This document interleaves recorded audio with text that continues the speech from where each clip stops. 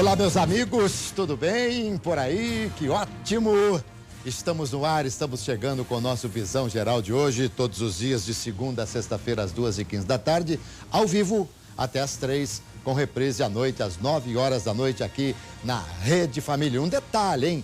Você pode acompanhar ao vivo o nosso programa em tempo real também no site redefamilia.com.br. Hoje vou conversar com um administrador de empresas e um pedagogo, diretor de uma das unidades do Colégio Vivendo e Aprendendo de Campinas. Tiago Luiz, tudo bem? Prazer recebê-lo aqui. Boa tarde, Alberto. Tudo jóia? Boa tarde a todos de casa. Que bom recebê-lo, Tiago. Nós temos assim um pouquinho já de relacionamento, porque nos vemos muitas vezes no programa. Quase todas as semanas. Quase todas as semanas estamos aqui falando do colégio. Mas hoje nós vamos abordar algumas coisas assim, além especificamente do que propriamente faz o Colégio Vivendo e Aprendendo, que a gente tem o maior carinho e respeito há mais de 30 anos, né? Cuidando da educação de Campinas, da região metropolitana, enfim. Hoje a gente vai falar um pouquinho mais sobre a educação. Primeiro, quero saber o seguinte: você é formado em administração de empresas e pedagogia. Isso, a minha primeira formação foi em administração de empresas. Dentro da administração de empresas eu já trabalhava no Colégio Vivendo e Aprendendo. Concluí o curso de administração de empresa e já no próximo ano eu iniciei o curso de pedagogia. Tá. Bom, são caminhos diferentes, sim, né? Totalmente diferentes. Né? Apesar que eu acho que um pedagogo hoje com uma visão de administrador, na minha posição, né, de frente à escola, eu acho muito importante. Sim. E também um administrador que tenha traços de pedagogia também é muito bom, né? Aliás, uma coisa está muito ligada, né? As profissões, basicamente. Eu não consigo conceber, por exemplo, você sendo, digamos, um professor de matemática. Aliás, a gente vai falar sobre isso aqui daqui a pouco. Um professor de matemática não sabe falar português. Sim. Não tem jeito. Não. Né? Então, e da mesma forma, o professor de português precisa ter muita noção de matemática, de cálculos e tal. O profissional, quando ele entra dentro de uma escola, ele precisa automaticamente se alinhar entre todas as disciplinas, entre todos os professores. Sem dúvida. Né? Para que haja uma ponte entre a direção, coordenação e uma equipe pedagógica.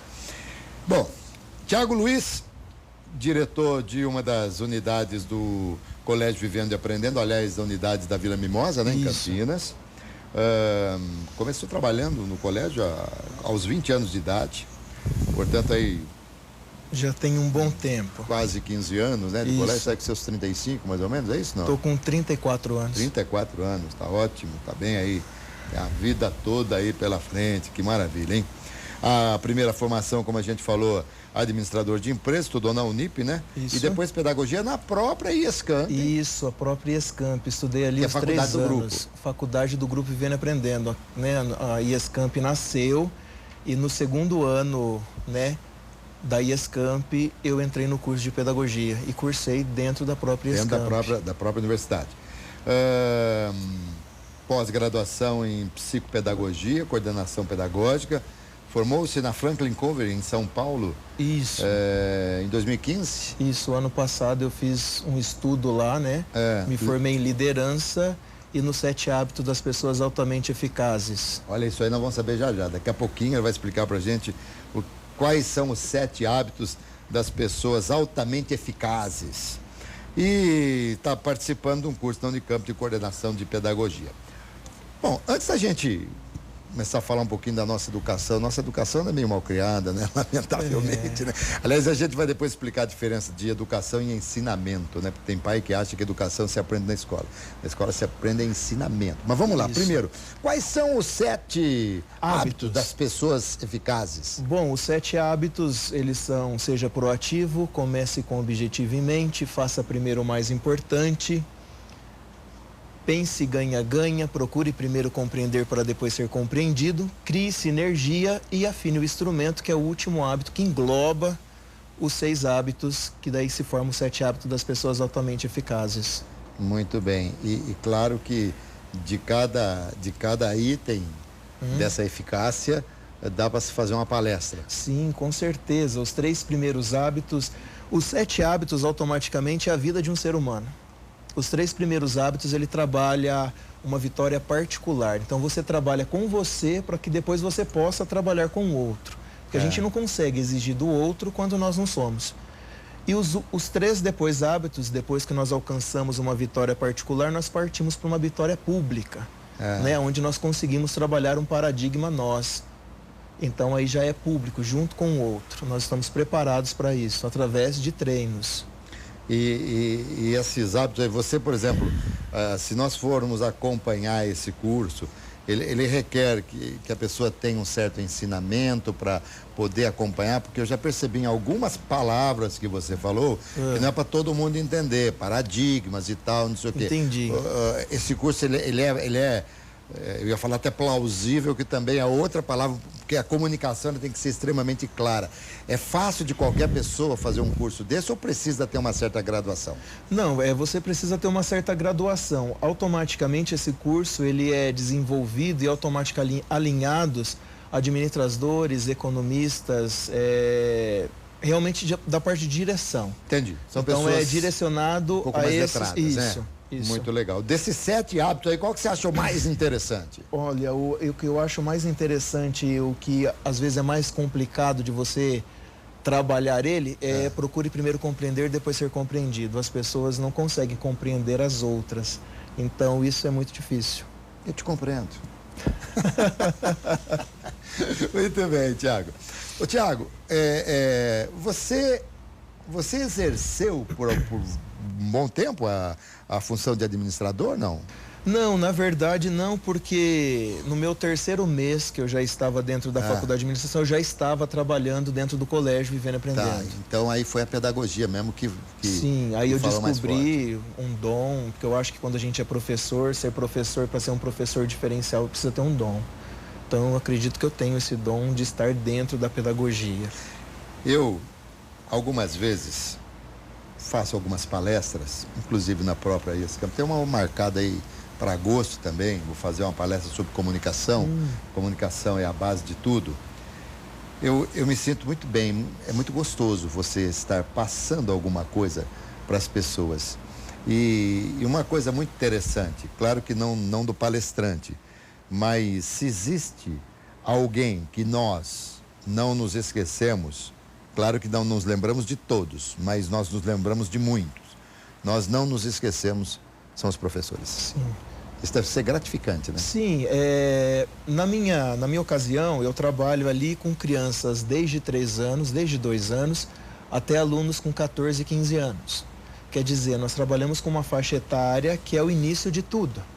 E crianças vão embora, imitando professores, imitando o diretor da escola, conversam em casa, eles querem ser aquilo que eles estão vendo. Quer dizer, nós somos realmente um espelho para esses alunos dentro de sala de aula. Fala uma coisa para mim aqui, eu tenho certeza. Aliás, primeiro deixa eu falar para os nossos queridos amigos e amigas que estão nos acompanhando, que caso você tenha alguma dúvida, você queira saber alguma coisa sobre educação, tá aqui o Tiago para esclarecer, você pode perguntar pelo nosso WhatsApp, que é o 999183131, faça a sua pergunta. Se nós não tivermos colocado a pergunta durante o programa, no final a gente aqui encaminha para o Tiago. E além disso, convidamos você a curtir a nossa página no facebook.com/Visão Geral. Lembrando sempre que o programa é ao vivo das 14h15 até as 3, diariamente, de segunda a sexta, e com reprise às 9h da noite. E também as entrevistas sobem para o YouTube, temos um canal no YouTube que é Visão Geral com Alberto César. Procurando lá, você assiste a entrevista que quiser. E a nossa Rede Família, o nosso site, redefamilia.com.br. Você, além de ficar por dentro de toda a nossa programação, você também pode acompanhar em tempo real o que está indo no ar na nossa Rede Família, ok? Na sua visão, no seu entendimento, existe uma idade apropriada, certa, para que a criança comece a frequentar a escola? Ainda que seja um berçário e tal, existe um tempo específico? Como é que vocês avaliam isso? Eu acho que hoje, né, uma escola para receber uma criança, nós temos um berçário, nós temos unidade de berçários que recebem crianças a partir de 4 meses, né? É muito importante que a criança tenha esse convívio, esse ligamento com outras crianças, né? Eles aprendem a dividir, aprendem o convívio com outras crianças, fora um leque de palavras que isso é formado dentro da mente das crianças. Por exemplo, numa faixa etária de crianças de 4 meses, vamos dizer aí de 4 meses a 1 ano, o que você acha que uma criança de 4 meses a 1 ano ela pensa? O que ela pensa? Quando você olha ela e você... Eu não sei. Ela sorri. Eu sei o que eu penso, que é a coisa mais linda, que é a prova efetiva de que Deus quer que o mundo continue. Sim. Mas o que ela pensa realmente eu não sei. Realmente nessa faixa etária a criança não pensa, né? Ela é uma máquina zerada. Então automaticamente os conhecimentos estão sendo armazenados dentro da mente da criança. Então isso é muito importante. Primeiro contato com a escola. Eu acho, no meu caso... O meu filho, ele iria numa escola a partir de 2 anos. De 2 anos? Sim.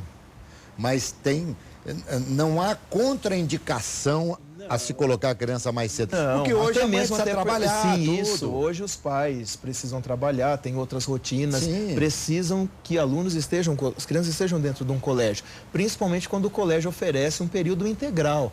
Nós temos isso no colégio também, as nossas 3 unidades, tanto da Vila Mimosa como do Jardim Garcia, desde uma pré-escola até o ensino fundamental 1, do 1º ao 5º ano, nós temos ali um período de semi-integral e integral, onde o colégio oferece como diferencial, principalmente para esses pais que precisam trabalhar, precisam sair de casa para trabalhar e ter aonde deixar as crianças. Né? Às vezes a gente dá um testemunho aqui e isso até acaba elucidando, dirimindo dúvidas de algumas pessoas.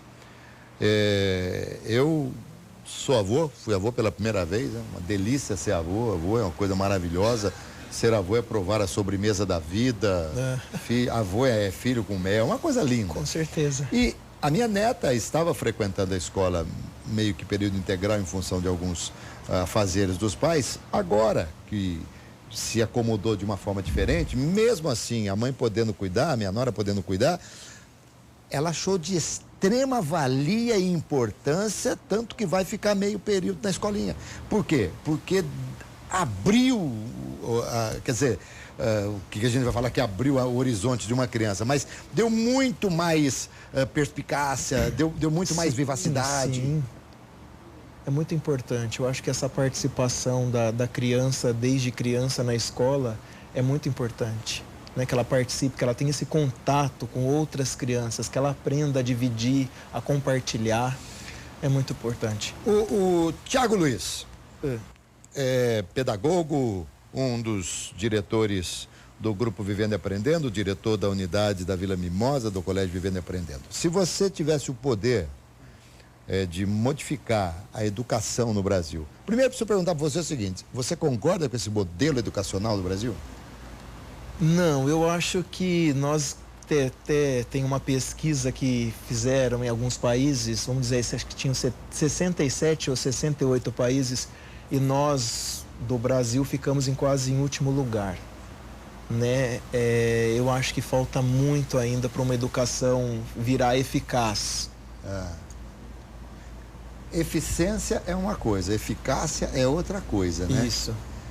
Não sei exatamente, muitas vezes nós que mexemos muito com o futebol, né?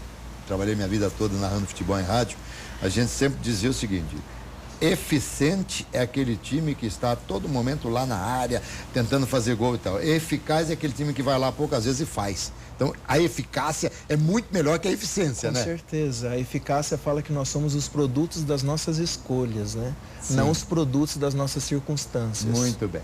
Então, a nossa educação não é eficaz. Não chegamos ainda numa eficácia, né? Ainda não. Muito bem. Bom, estou conversando aqui com o Tiago Luiz, e vamos falar mais sobre educação na sequência. Ele falou de um ranking aí do posicionamento do Brasil. Tem um aqui que eu vou divulgar para vocês daqui a pouquinho, num levantamento do Fórum Econômico Mundial, hein? E o Brasil está realmente numa posição muito complicada. Mas a gente fala sobre isso já aqui no nosso Visão Geral. Aguarde instante só, voltamos já.